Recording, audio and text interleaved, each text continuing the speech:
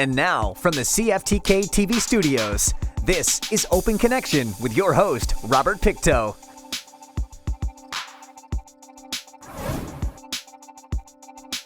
Welcome to Open Connection. I'm your host, Robert Pictou.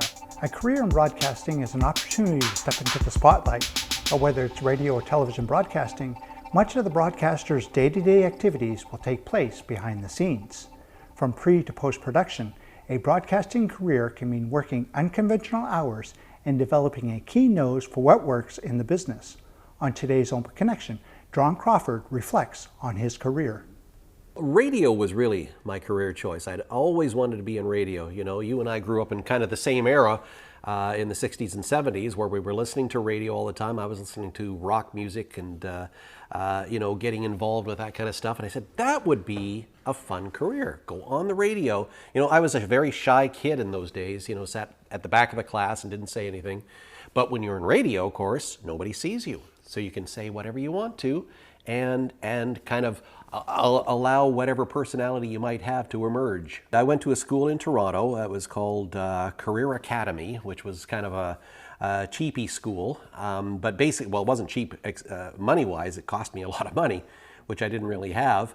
But it was short. It was a very quick course, and it taught you the basics in radio. We had a very good instructor by the name of Arnie Selsey, who was he had a radio show in Vancouver later, but in that time he was in Toronto, I was in Ontario. And so I learned the basics of radio, how to tape edit with a razor blade, back in the days of actual tape, and how to put records on. We didn't have CDs, we didn't have tape, we had records, real 45s and 33s, and you had to put it on the right speed or you got kind of funny sounds. And that was so much fun. It really was. Of all the things I ever did in radio, that was probably the most fun I had, that very first job. It was in a little tiny station called CFTK-TV in Creston, British Columbia, down in the Kootenays.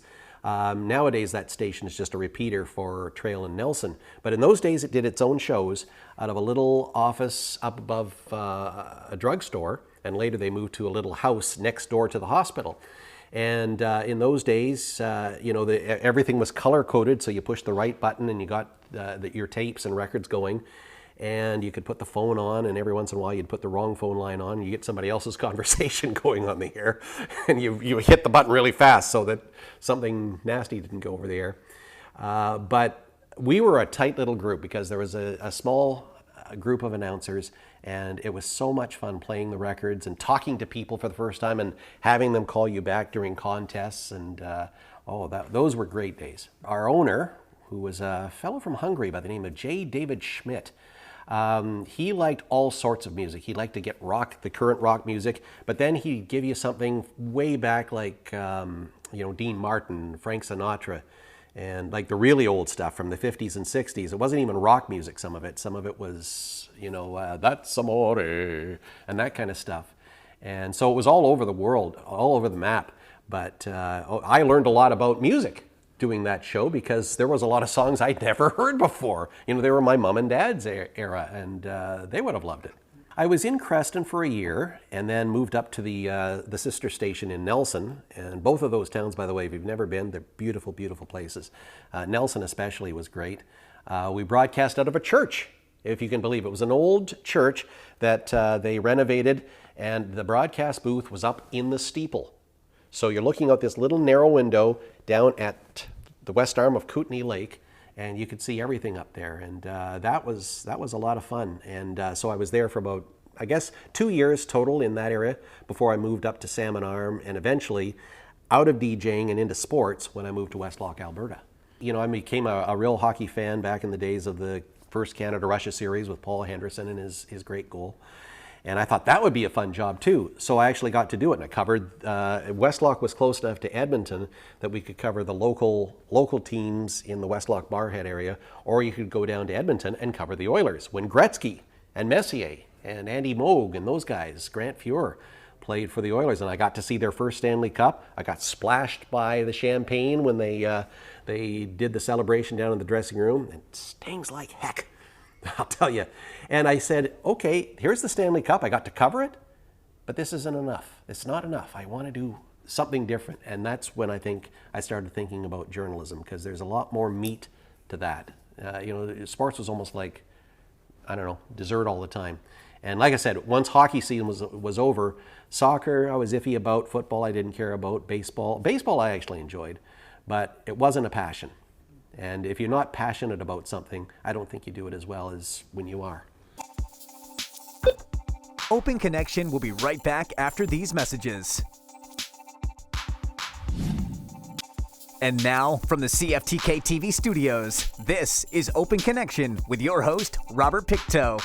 Thanks for staying with us.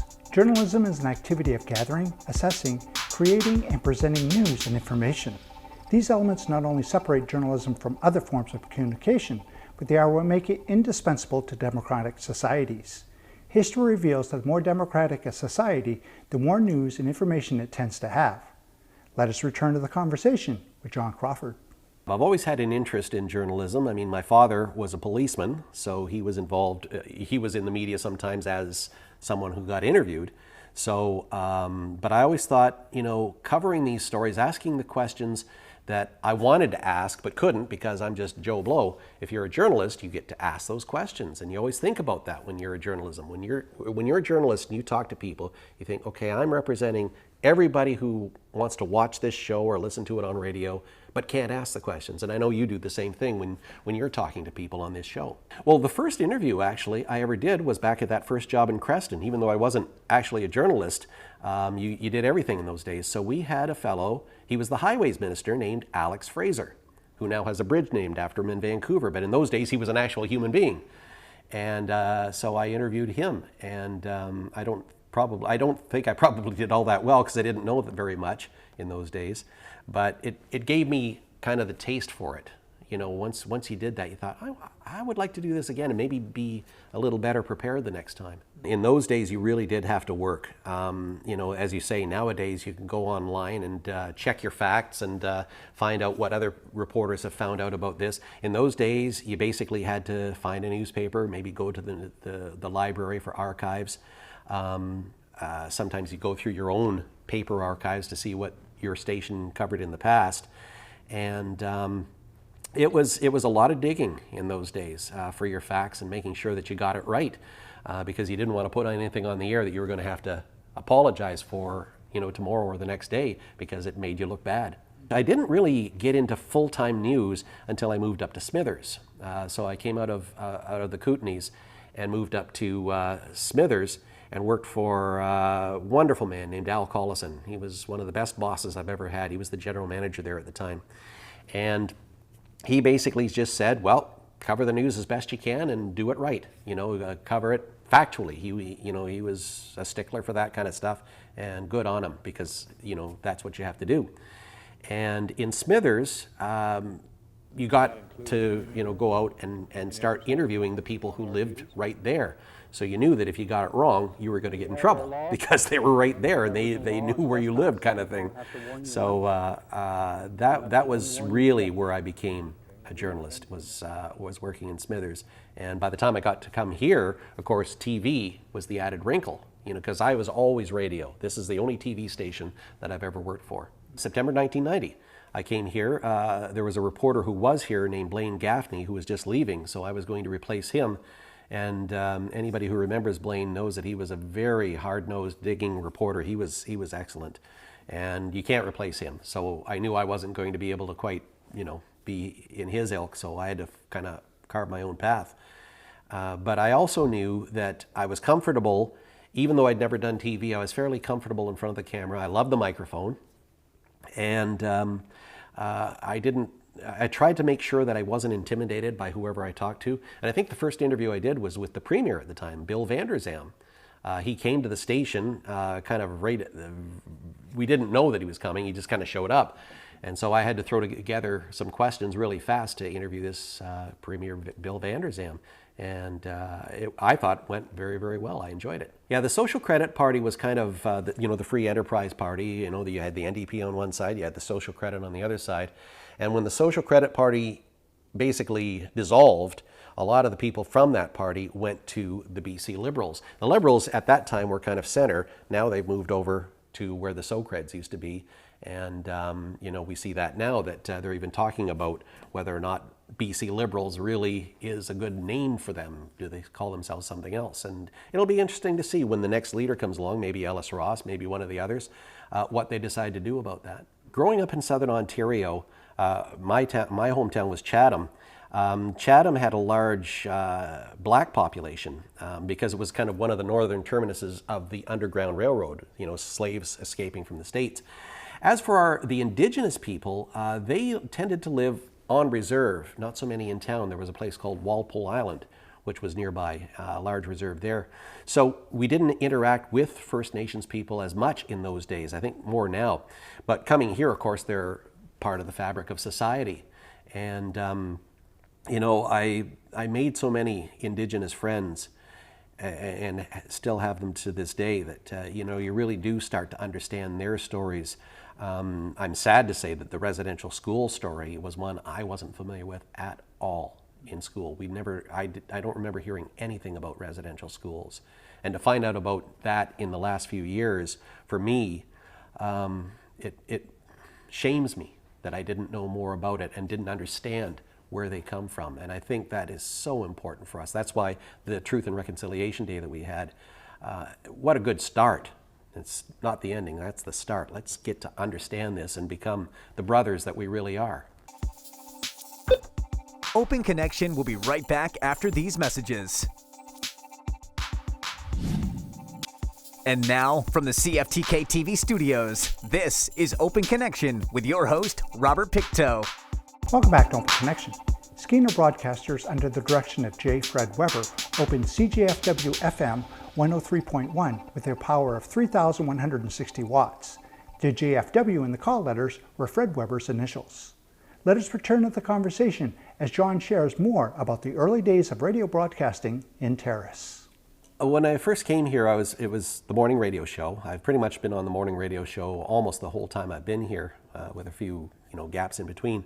The news director position came open, and I applied for it. I held it twice. I held it around 2000, and then we went through a number of ownership changes, and it just wasn't working. So I figured that let's give it to somebody else. And then in 2007, I resumed that role. And as far as the anchoring was concerned, I did that as a backup. Kathy Brooks by then was our anchor and did such a marvelous job that, when she would go on holidays, I would back up her sometimes. And I was doing sports for a while. And but then it just got to be too much. There's so much that you have to do if you're running a department. To also be on the desk was starting to get tough, and especially when I was on morning radio. You could only do so much. So, that was fun. But I knew that what I really liked was radio because you don't have to dress up. Descendant of Madness was the name of the book, and it was about a constable by the name of Mike Boudet. There's a park dedicated to him here in town now, in Terrace. He was an officer who was assigned part of a team that went up to the far north, up to the Teslin area, because there was a fellow who was an American originally, a draft dodger, Michael Oros. And he would come here into town to Terrace sometimes and get into fights in the bars and things like that, and ended up in jail for a while. But he ended up in the Chesley area, kind of hunting, and he was suspected of murdering a trapper up there. And I can't remember what the name was, Gunther Leachy, I think it was something like that. He murdered the trapper, but they didn't, he hadn't been arrested. And finally, I guess they had enough evidence that now they could charge him, so they went up there to try to arrest him. And he knew they were there. He saw the helicopter go over, the plane go over, so he knew they were in there. He went into the bush, ambushed Mike Boudet, and then before he could shoot the others, he was shot himself. But it's, if you haven't read Descendant of Madness, it's a wonderful story to read. It's very gripping about what the RCMP had to endure to try to bring this man down. They were hoping to arrest him and ended up killing him. There's always been the conflict between those who are on the blockades and those who want to do the work. And, sometimes it wasn't a happy time. But, the Gitxsan and the Wet'suwet'en, for example, they were seeing resources coming out of their territories that they weren't, they had no say in what was happening. A lot of logging, a lot of fishing. And they were saying, well, wait a minute, we've lived here for all our lives, or, for centuries. And how is this happening? And we want to assert our rights. We have a right to say what goes on in our territories. And of course, that culminated in the Delgamuukw-Gisdaywa decisions in the late 1990s in Smithers. But you had blockades. I remember there was a fellow named Don Ryan at the time with the Gitxsan who, rather than throwing stones at people, he threw marshmallows at the police. And I thought that was an interesting way of getting the point across. And it really did bring these issues to the forefront so that people really had to, including the courts, had to examine it and find out where the rights were, who speaks for these lands. And you see it today, the arguments between the hereditary system and the elected band councils, who speaks for the First Nations and who has the say. And those are thorny questions, and we've got to iron them out, I guess. Joe Gosnell, we interviewed him a lot of times. Of course, he ended up Dr. Joe Gosnell and Chancellor of UNBC before he passed away. But they never did. And such dignity, and they were not going away, and you could keep pushing them. They're not going away. They're going to get this done. And I was very proud of what we did here at CFTK. We ended up winning an award, a Jack Webster Award, for a special program that we created called Carving the Future, which was actually used as an educational tool in schools. It told the story of the Nisga'a from their words. We interviewed, of course, the federal and provincial negotiators on this landmark treaty that still to this day is, a one-of-a-kind kind of a treaty in British Columbia, the Nisga'a Treaty.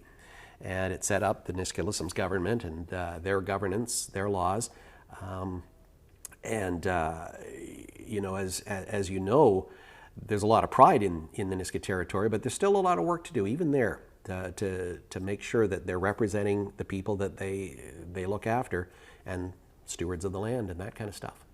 We were talking about stories that really stand out. There's one, for me, it's the missing and murdered Indigenous women that really does stand out, because these are questions that still don't have answers. And those are things that we've really got to work on. We've had Ramona Wilson disappear and her body found. Lana Derrick gone forever. Where are these people? What's happening to them? What are we going to do about it? We've got to answer that question. Can you imagine being the parents of those people who are missing? That breaks my heart every time I think about the missing and murdered women. Jessica Patrick now in Smithers. Something's got to be done. We've got to fix that. Open Connection will be right back after these messages. And now, from the CFTK-TV studios, this is Open Connection with your host, Robert Pictou. Founded in 1917, Rotary Foundation Canada's mission is to advance goodwill and peace by improving global outcomes in health, education, and poverty. 4 years later, the Prince Rupert Rotary Club held its first meeting. In his final segment of Open Connection, John shares why he's a Rotary member. I've been so impressed by what Rotary does and what it stands for. Like one of the principles that we're always talking about is the four-way test, which was developed by an early Rotarian. And basically, it's the four things you ask. Is it true? Is it the truth? Is it fair to all concerned? Will it build goodwill and friendships? And will it be fair to all concerned? And what a good way to live. If you operate business that way, if you operate your personal relationships that way, that's a winning formula. So it's good. And there was a former staff member here, John Taylor. He was the sales director. He was part of Rotary and invited me into the club. And I'll always be grateful to him for that, because it's done a lot of good. As you and I both see it. We drive around town and you see the Rotary wheel everywhere. That Splash Park in town, and the Prince Rupert Rotary Club going back 100 years. They were the second Rotary Club in BC, as I understand, behind Prince Rupert. So Rotary has a real tradition here in the Northwest as well as worldwide. We had one here this year. It was supposed to be in Terrace with a side trip up to the Nisga'a, and I know the Nisga'a government was very excited about that, and COVID ruined it for us, so we had to have a virtual conference. And it was the first of its kind in Rotary, at least for our district, and it went as well as could be expected, but there's nothing like having people there. And I hope one day we can bring it back. The district governor at the time, Dave Hamilton, who unfortunately passed away before the conference happened. He was the one that made it happen in the first place. Former Terrace resident, Dave Hamilton, grew up here and became the district governor, and like I say, unfortunately passed away due to cancer. So we lost him before we were able to hold the conference. But I hope we can have one here in the future, because it'd be nice to have everybody back up and see the Nass Valley. There's so many interviews that I did. It's hard for me to really nail down one.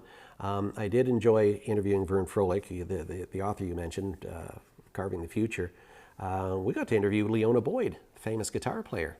Somebody asked me later why I didn't ask her about her relationship with Pierre Trudeau, but I said, that's been done. It's hard to. A number of interviews I've done that I enjoyed with Nathan Cullen, for example, who's a bright, young, well, not so young anymore, politician. That was a wonderful time. And it's really hard, I think, and I bet you would say the same thing when you're thinking about all the people you've interviewed on this show, to nail down one or two, because you learn so much from every interview that you do. You connect with them. They tell their stories, and sometimes you get as fascinated as I think the viewer. You hope that the viewer does.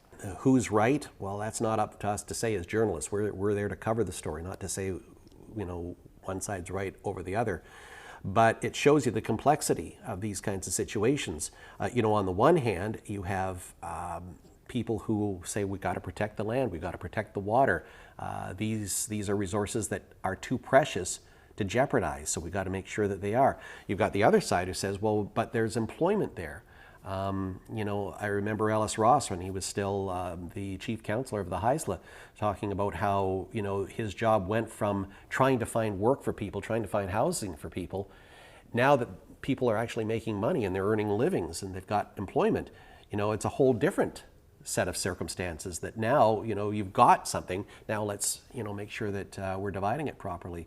If you're not enjoying what you do, whether it's working at the smelter in Kitimat or, fishing, if you're not enjoying it, you're probably not doing as good as you could.